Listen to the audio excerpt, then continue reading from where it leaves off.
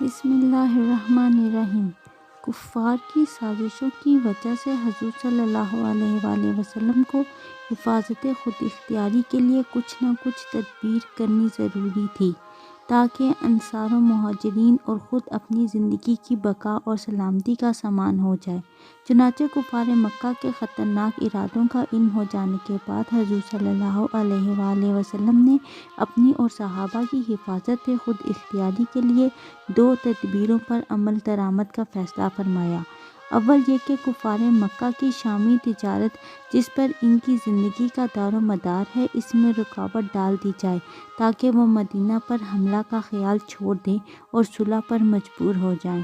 دوم یہ کہ مدینہ کے اطراف میں جو قبائل آباد ہیں، ان سے امن و امان کا معاہدہ ہو جائے تاکہ کفار مکہ مدینہ پر حملہ کی ہمت نہ کر سکیں۔ چنانچہ حضور صلی اللہ علیہ وآلہ وسلم نے انہی دو تدبیروں کے پیش نظر صحابہ کرام کے چھوٹے چھوٹے لشکروں کو مدینہ کے اطراف میں بھیجنا شروع کر دیا اور بعض لشکروں کے ساتھ خود بھی تشریف لے گئے۔ صحابہ کرام کے یہ چھوٹے چھوٹے لشکر کبھی کفار مکہ کی نقل و حرکت کا پتہ لگانے کے لیے جاتے تھے، کبھی اس مقصد سے بھی جاتے تھے کہ کفار مکہ کی شامی تجارت کا راستہ بند ہو جائے۔ اسی سلسلہ میں کفار مکہ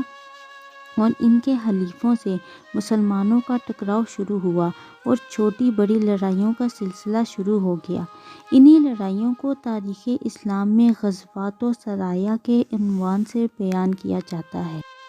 وہ جنگی لشکر جس کے ساتھ حضور صلی اللہ علیہ وآلہ وسلم بھی تشریف لے گئے، اس کو غزوہ کہتے ہیں، اور وہ لشکروں کی ٹولیاں جن میں حضور صلی اللہ علیہ وآلہ وسلم شامل نہیں ہوئے، ان کو سریہ کہتے ہیں۔ غزوات یعنی جن لشکروں میں حضور صلی اللہ علیہ وآلہ وسلم شریک ہوئے، ان کی تعداد میں مورخین کا اختلاف ہے۔ مواہب لدنیہ میں ہے کہ غزوات کی تعداد 27 ہے،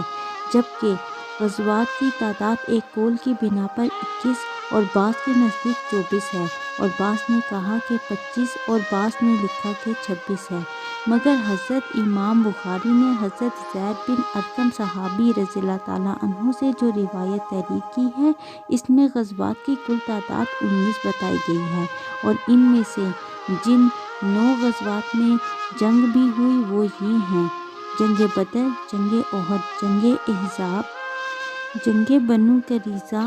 جنگ بنو المصطلق، جنگ خیبر، فتح مکہ، جنگ حنین، جنگ طائف۔ سرایا یعنی جن لشکروں کے ساتھ حضور صلی اللہ علیہ وآلہ وسلم تشریف نہیں لے گئے، ان کی تعداد بعض مورخین کے نزدیک 47 اور بعض کے نزدیک 56 ہے۔ امام بخاری نے محمد بن اسحاق سے روایت کیا ہے کہ سب سے پہلا غزوہ ابواء اور سب سے آخری غزوہ تبوک ہے، اور سب سے پہلا سریہ جو مدینہ سے جنگ کے لیے روانہ ہوا